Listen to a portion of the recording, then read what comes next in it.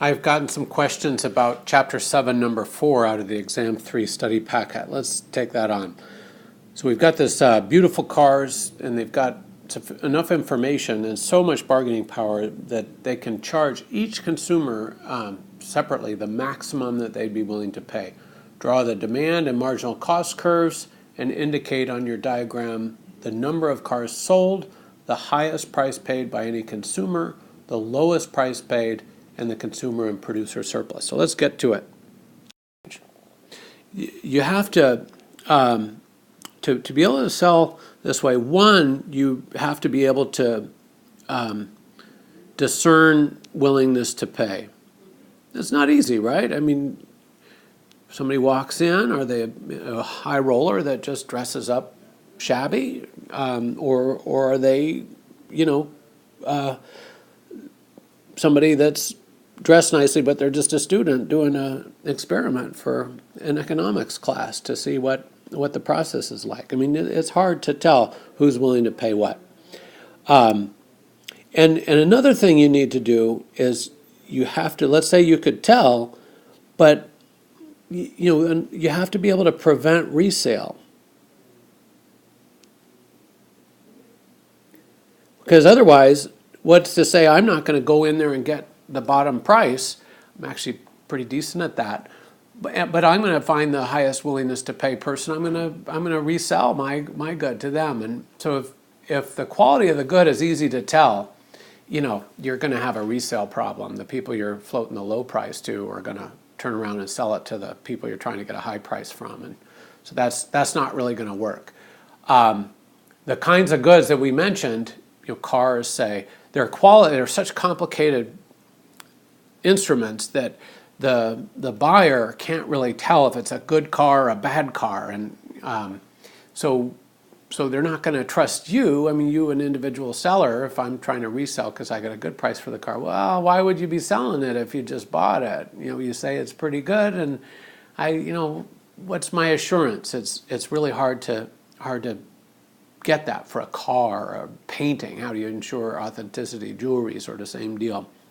And then somebody brought up in our work session yesterday that it might be that selling goods this way, you end up making your customers mad.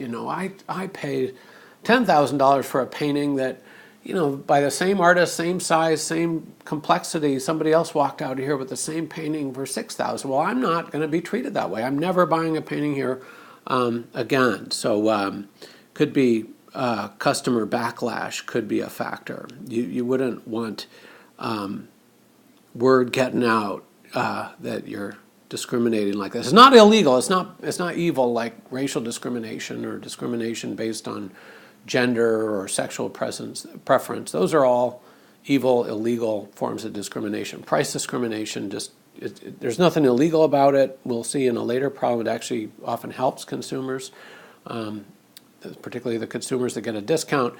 But anyway, there might be some consumer backlash too. All right, let's go on to 4, and I've created a new panel for 4. Some firms charge different prices to different groups of consumers. Airlines may charge higher fares for last-minute travelers. Why would they do this, and what effect would it have on consumer and producer surpluses? So sometimes there's something about consumer behavior that can indicate to a seller whether they're a high willingness to pay or a low willingness to pay type of customer. And so if I can sort that out I can't tell by looking at them or by looking at their online profile, whatever, getting all the data that internet sellers can get nowadays. But nevertheless, from their behavior, I can figure out what their willingness to pay is. If that's the kind of game I have running, well, then I might be able to, not individually, but by group, sell roughly the same good at different prices. So let's think about what that looks like. So here we've got beautiful cars. Oops, I've got to get out into a different mode. Here we are. Here we've got beautiful cars. They've got this quantity that they could sell, price, dollars per car, cars per month. And There's a demand curve that's downward sloping. And all we need to get at this one is the marginal cost curve. All right, so this is called perfect price discrimination, or type 1 price discrimination. And so here, every person that walks in the door, the salesman can just say, oh, I know you're that type of person. You're willing to pay the top dollar. Second person, third person, the seller can recognize immediately what each one is willing to pay, and they can bargain for that price. That's the structure of this market. Well, the key to realize here is that as long as a seller could get a price higher than the marginal cost of the car, it'd be worth selling to that consumer. So the seller's going to sell as many cars as there are valuations above the marginal cost. So that's going to bring the seller to Q naught. So that's the number of cars sold. What's the highest price paid by any consumer? It's just this first one. So P max. And the last person that the car company willingly sold to was the person who paid the minimum price. And it wouldn't make sense to sell one more car than Q naught, because if you did, the cost of producing that car would be greater than what you could get for that car. So it wouldn't make sense to sell one more past Q naught. All right, the highest price paid, the lowest price paid.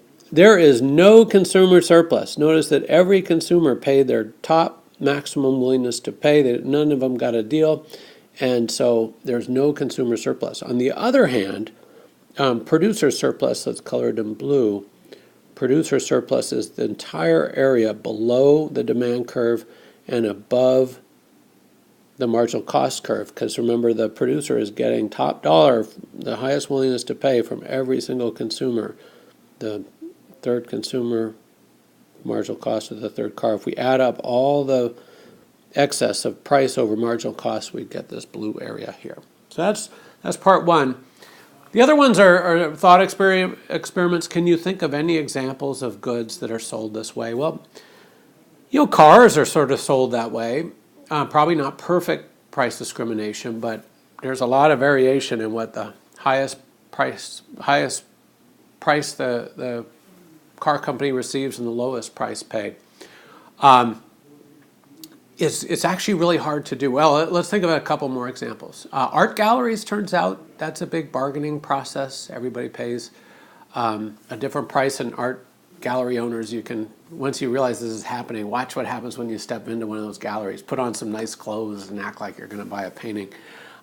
It's just like a card lot. They're just right on you. It's, oh, well, where do you live? Oh, they're making conversation, but really what they're trying to do is figuring out how much you're likely to be willing to pay.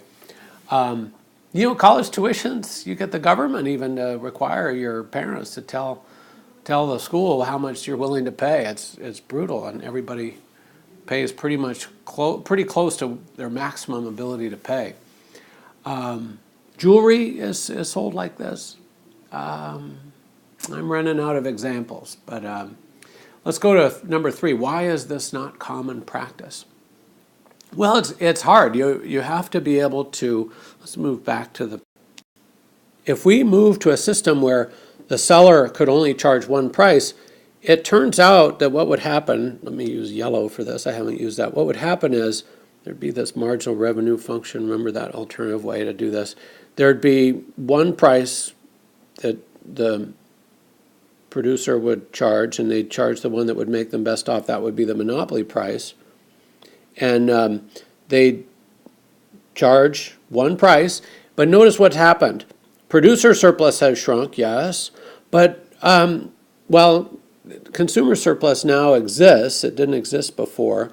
But a lot fewer people get the good in question. And especially if we were looking at a case of like Airline, we'd look at this one, and we'd see QM cars would be sold, and I've shaded in yellow producer and consumer surplus. So there was a lot to that problem. Sort of fun one though.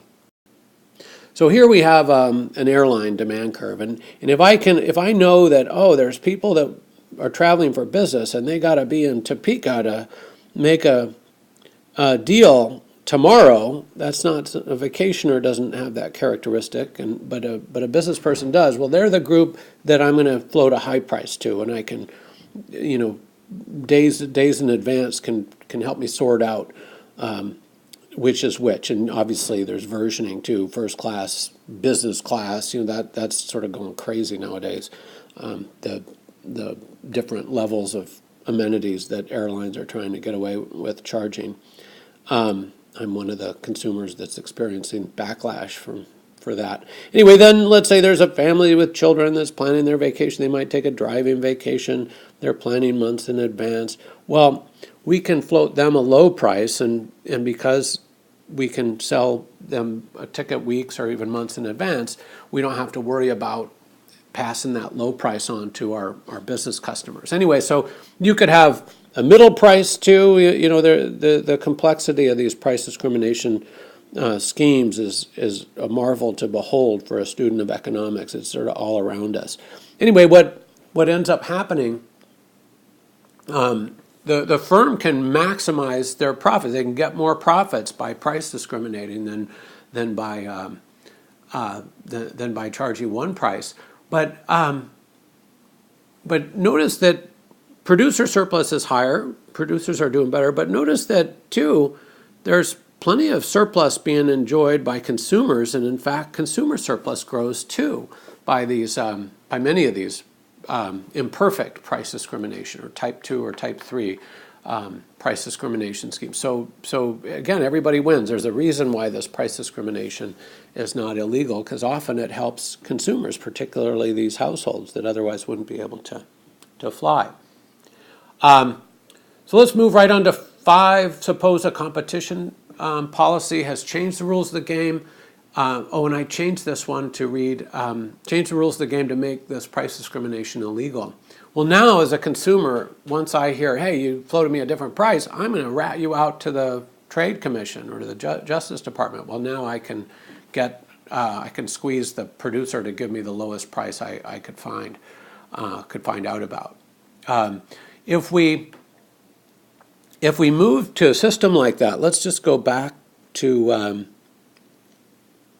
our previous, that law of one price would actually reduce consumer surplus as well. So anyway, in terms of answering how many cars